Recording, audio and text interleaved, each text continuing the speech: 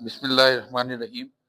Mathematics second year national book foundation chapter number 4 हमारा start है। 4.2 हम कर चुके हैं, 4.3 स्टार्ट करते हैं। क्वेश्चन नंबर 1 लिखता है, बहुत इजी से क्वेश्चन है, बहुत आसान से। कहता है check whether the functions are homogeneous और not. If homogeneous then find the degree. अगर होमोजीनियस है तो फिर इसकी डिग्री फाइंड आउट कर लें। अब ऐसा है, होमोजेनिटी के लिए बहुत आसान सा रूल है, वो तो आपको आगे चल के बताऊंगा जब क्वेश्चन सॉल्व करेंगे। उससे पहले हम क्वेश्चन लिखते हैं, F of X Y which is equal to 6x y का क्यूब माइनस एक्स का स्क्वायर वाई का स्क्वायर। ठीक है, बेसिकली होमोजेनिटी आप उसने कहा चेक करनी है। अगर आपको ऑब्जेक्टिव में आ जाए तो उसको पूरा क्वेश्चन सॉल्व नहीं कर सकते। उसके लिए क्या करेंगे, देखें यहाँ पे अगर आप डिग्री चेक करें ना, ये माइनस एक अलग टर्म, माइनस के बाद वो टर्म अलग है, ये टर्म अलग है। यहाँ पे एक्स के ऊपर पावर कुछ भी नहीं है तो 1 है, 3 और 1 4, 2 और 2 4। दैट मीन्स कि दोनों की डिग्री सेम है। जब दोनों की डिग्री सेम है तो इसका मतलब है कि इक्वेशन होमोजीनियस इक्वेशन है, इसमें कोई दो राय नहीं है। तो ये इक्वेशन आपके पास होमोजीनियस होगी। बट अभी क्वेश्चन हमें सॉल्व करके उसको बताना होगा कि होमोजीनियस है कि नहीं है। तो फिर आसान सा काम है, हम लेट कर देंगे, वही मेथड करते हैं जो आपकी बुक ने किया। x इज इक्वल टू, जहां पे x है उसकी जगह हम टी एक्स पुट कर देते हैं, और जहां पे y है उसकी जगह हम टी वाई पुट कर देते हैं। ठीक हो गया। तो देख लें, आसान सा, x की जगह पे टी एक्स पुट कर लें, कॉमा y की जगह पे T Y which is equal to 2x की जगह पे 6 इंटू एक्स की जगह पे टी एक्स, वाई की जगह पे टी वाई की whole power cube, minus X की जगह पे टी एक्स और वाई की जगह पे टी वाई का होल स्क्वायर। तो ये आपके पास क्या बन जाएगा, 6 into T X T cube Y cube minus T X T का स्क्वायर वाई का स्क्वायर। तो 6 टी स्क्वायर और टी क्यूब और टी आपके पास कितना आ जाता है, मल्टीप्लाई होकर टी4 एक्स वाई का क्यूब। ठीक है, minus T cube X Y का स्क्वायर। ठीक हो गया। ये आपके पास क्या आ जाएगा, एक्स का स्क्वायर, ये भी स्क्वायर है, सॉरी, टी स्क्वायर एक्स का स्क्वायर, ये भी टी4 हो जाएगा, टी4 एक्स का स्क्वायर वाई का स्क्वायर। अब करना क्या है, आपने सिंपल टी वाली वैल्यू कॉमन लेनी है, बाकी इन टर्म में से कोई कॉमन नहीं लेना। टी4 दोनों में मौजूद है, टी कॉमन ले लें टी4, तो आपके पास क्या बचेगा, 6x वाई का क्यूब माइनस एक्स का स्क्वायर वाई का स्क्वायर, यही बचता है। और ये आपके पास आपके ओरिजिनल फंक्शन की इक्वल है, जो आपका मेन फंक्शन है ये उसके इक्वल आ जाता है। अगर ये उसके इक्वल आ जाएगा तो आप ये कहेंगे कि ये होमोजीनियस है। T of Y which is equal to टी4 into F of X Y, ये एफ ऑफ एक्स वाई के इक्वल आ जाता है, सो इट इज होमोजीनियस। ये आपके पास क्या है, होमो। देखिए अगर उसने ऑब्जेक्टिव में मांगा तो फिर ये पूरे स्टेप करने से बेहतर है आप सिंपल पावर चेक कर लें। तो अगर पावर आपके पास इक्वल आ रही है दोनों टर्म्स की, दैट मींस कि होमोजीनियस है। और अब इसकी डिग्री क्या है, डिग्री के लिए हमें देखना पड़ेगा टी की पावर, जो टी के ऊपर डिग्री होगी, जो टी के ऊपर पावर होगी, तो डिग्री यहाँ पे क्या आ जाती है आपके पास 4। इसका मतलब है कि टी के ऊपर पावर 4 है, इसकी डिग्री आपके पास 4 आ जाएगी। इसके बाद हम क्वेश्चन नंबर 2 स्टार्ट करते हैं। वो कहता है F of X Y which is equal to X का स्क्वायर माइनस वाई। ठीक है, वही वाला let X is equal to T X and Y is equal to T Y. ये सामने नजर भी आ रहा है, देखिए यहाँ एक्स कह रहे हो, ये माइनस वाई है, वाई के ऊपर पावर कुछ भी नहीं तो 1 है। 1 और 2 बराबर नहीं होता तो ये होमोजीनियस नहीं होगा, नॉन होमोजीनियस होगा। बट उसको करके बताना है। तो एफ ऑफ एक्स की जगह पे टी एक्स, वाई की जगह पे T Y which is equal to T X का स्क्वायर, टी स्क्वायर एक्स का square minus Y T X. अब जो दोनों में बड़ा टी है वो आपके पास क्या आ जाएगा, मतलब टी स्क्वायर और टी में क्या कॉमन है, टी, तो क्या बच जाएगा टी एक्स का स्क्वायर माइनस आपके पास क्या आ जाता है टी एक्स का स्क्वायर माइनस वाई। और ये आपके ओरिजिनल फंक्शन के इक्वल नहीं है। अगर ओरिजिनल फंक्शन के नहीं है तो सो इट इज नॉन होमोजीनियस। और अगर होमोजीनियस नहीं है तो फिर डिग्री हम नहीं बता सकते, so it is non homogeneous. इसके बाद तीसरा क्वेश्चन लिखता है F of X Y which is equal to 2y का cube over X square Y minus 7। ठीक हो गया। अभी देखिए नीचे, अब वहां पे तो पहले टर्म्स दो आपस में प्लस माइनस हो रही थी, यहाँ पे क्या फैक्टर चलेगा, यहाँ पे हम देखेंगे कि आपके पास जो फ्रैक्शन में वैल्यूज मौजूद है उसकी पावर्स क्या है। एक्स स्क्वायर मतलब इसकी पावर 2 है एक्स की, और वाई की पावर 1 3, और ऊपर भी 3। इसका मतलब है ये होमोजीनियस होगा, ठीक है। लेकिन हमें सॉल्व तो करके बताना है, तो हम क्या लिखेंगे, x is equal to T X, Y is equal to T Y, F of T X Y की जगह पे T Y, two into Y की जगह पे टी वाई मतलब T cube Y cube, divided by नीचे एक्स का square मतलब टी का स्क्वायर एक्स का स्क्वायर, और वाई टी वाई आ जाएगा। अब आपने इसके बाद क्या स्टेप करने हैं, कटिंग हो जाएगी सिंपल। तो two into T cube Y cube divide by नीचे टी और टू टी स्क्वायर, आपके पास क्या आ जाएगा, टी क्यूब इंटू एक्स का square Y, T cube cut जाएगा आपस में। जब दो वैल्यूज आपस में कट जाती हैं तो दैट मीन्स कि यहाँ पे टी कुछ भी नहीं बचता, तो वन बच गया। अगर मैं इसकी जगह लिख लूँ टी की पावर 0, बेसिकली वो वन के इक्वल होता है। किसी चीज की पावर 0 को लिखें तो वो वन के ही इक्वल है। तो हम इसको लिख सकते हैं 2y का क्यूब माइनस 7 साथ लेके आइएगा, 2y का cube over X square Y minus 7, ये आपके बेसिकली ओरिजिनल फंक्शन के इक्वल है। जब वैल्यू आपके ओरिजिनल फंक्शन के इक्वल आ जाती है तो आप लिख सकते हैं कि F of T X T Y which is equal to F of X Y, ये आपके ओरिजिनल फंक्शन की इक्वल आ गई। सो इट इज होमोजीनियस, ये आपके पास होमोजीनियस है।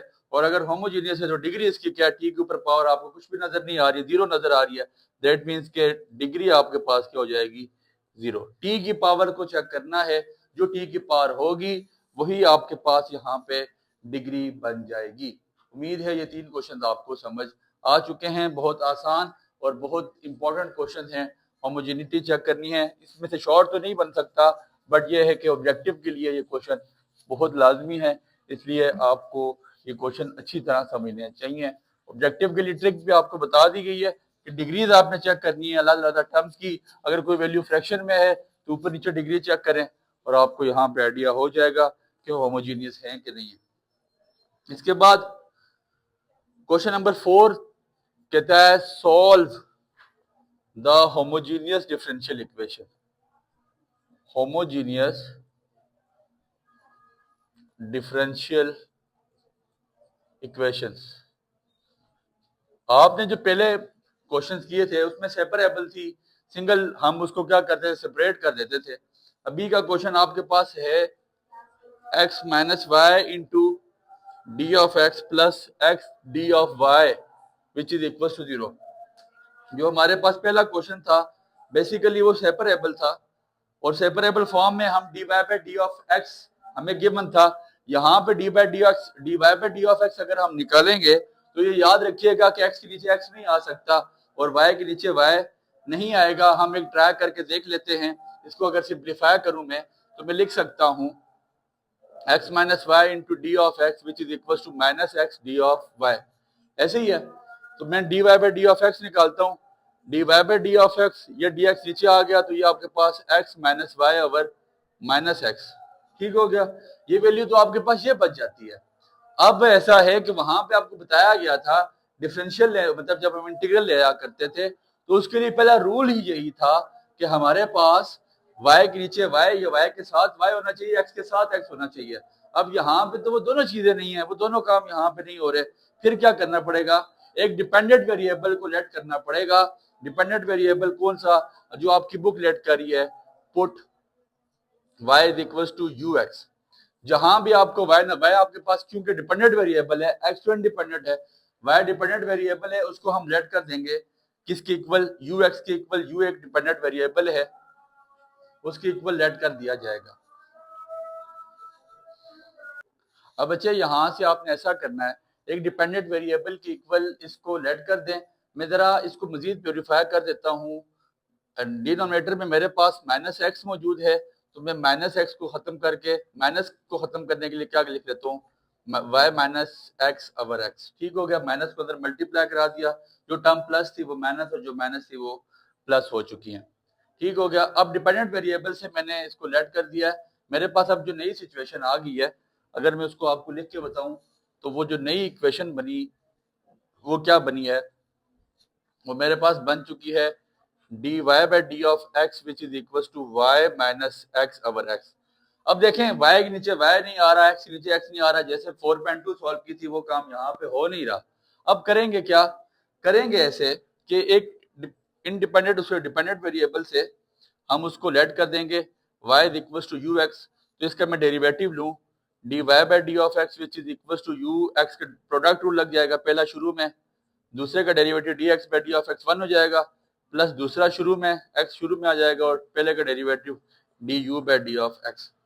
ठीक है, ये वैल्यू आपके पास आखिर तक चलनी है, हर क्वेश्चन में 11वें क्वेश्चन तक तकरीबन ये वैल्यू चलेगी, बल्कि आखिर तक आखिरी क्वेश्चन तक जाएगी। तो इसको याद रख लें, बस मैं दोबारा D Y by D of X का डेरिवेटिव नहीं निकालूंगा क्योंकि मैं यही वैल्यू हर क्वेश्चन में लेट किया करूंगा। अब ये D Y by D of X ये है, इसकी जगह पे ये वैल्यू पुट कर दें, क्या वैल्यू पुट कर दें, u plus x D you by D of x which is equal to Y की जगह पुट कर देंगे U X minus X over X. ठीक हो गया सर, जहां जहां y था वहां पे मैंने यू एक्स पुट कर दिया और D Y by D of x की जगह U plus x D you by D of X को पुट कर दिया गया है, कोई इसमें मुश्किल नहीं। u plus x D you by D of x which is equal to, यहां से क्या कॉमन ले सकता हूँ x, क्या बच जाएगा u माइनस 1 ओवर x, ये x इस x से cancel, x D you by D of x which is equal to u minus 1, ये प्लस u से जाके माइनस u, ये भी आपस में कैंसिल हो जाएंगे, प्लस u माइनस u पे कैंसिल, तो आपके पास क्या बच जाएगा x D you by D of x which is equal to minus 1। ठीक है, बात अभी भी आपके पास क्लैरिटी की तरफ नहीं जा रही, बट कुछ चीजें सिंप्लीफाई हो जाएंगी, जैसे डी यू को यहाँ मैं अकेले छोड़ूं, डी एक्स सामने जाके मल्टीप्लाई हो जाएगा और एक्स यहाँ मल्टीप्लाई नीचे आके डिवाइड हो जाएगा, तो इसको मैं 1 एक्स की फॉर्म में लिख सकता हूँ। अब देखें, ये एक डिपेंडेंट वेरिएबल और इंडिपेंडेंट वेरिएबल और डिपेंडेंट वेरिएबल, डिपेंडेंट और इंडिपेंडेंट दोनों अलग अलग हो चुके हैं। ठीक है, तो अब इनको खत्म किया जा सकता है, एक्स के साथ एक्स आ गया, यू के साथ यू या यू अकेला आ गया, एक ही बात है। Applying differential on both side, तो differential of D of U into differential of minus 1 by X D of X, दोनों साइड पे हमने डिफरेंशियल अप्लाई कर दिया, यहाँ क्या बच गया u, और यहाँ पे आपके पास natural log of x plus C बच चुका है। अब u को जिसके इक्वल ऐड किया था, क्योंकि हमें u बेसिकली मेरे पास y क्या है u x, तो u किसके इक्वल आ जाएगा y बाय x के, तो u की वैल्यू यहाँ मैं पुट कर दूंगा u is equal to y by x which is equal to minus natural log of x plus C. और अगर बुक वाला आंसर आपने चेक कर लेना है क्या, तो अगर उसमें जाके प्लस करवाया हुआ तो आपने भी उसको करवा लेना है, बट यहाँ तक का आंसर आपका बिल्कुल ठीक है, मजीद इसको सिंप्लीफाई करने से गुरेज कीजिएगा। Question number 5, solve the homogeneous differential equation. Question number 5 में लिखता है y d of x minus y minus x d of y which is equal to 0। ठीक है, dx और dy को लाता करें, y d of x which is equal to y minus x into D of y, ये अलग हो चुके हैं। अब देखें, अगर आप x के नीचे y माइनस एक्स को डिवाइड करते हैं, y डी वाई के नीचे लेके आते हैं, फिर भी वेरिएबल अलग नहीं होते, तो अब हमें करना क्या पड़ेगा, वही काम करना पड़ेगा जो हमने पहले किया, d Y by D of x की फॉर्म में इक्वेशन बना लेते हैं, d Y by D of x which is equal to y over y minus x. ठीक है, मेरे पास सिचुएशन क्या बन जाएगी, y over y minus x, तो लेट कर देंगे या पुट कर देंगे y is equal to you x, तो यू एक्स का मैं डेरिवेटिव ऑलरेडी निकाल के आ चुका हूँ, क्या आता है D Y by D of x मेरे पास आ जाता है u plus x D you by D of x, product rule, पहला शुरू में दूसरे का डेरिवेटिव प्लस दूसरा शुरू में पहले का डेरिवेटिव, ये आपने यहाँ पे इसकी वैल्यू पुट कर देनी है, u plus x D you by D of x which is equal to Y की जगह यू एक्स ओवर वाई की जगह यू एक्स माइनस एक्स। ठीक हो गया, u plus x D you by D of x which is equal to you x, नीचे से x common ले लें, क्या बच जाएगा u माइनस 1, x और x आपके पास कैंसिल आउट हो जाता है।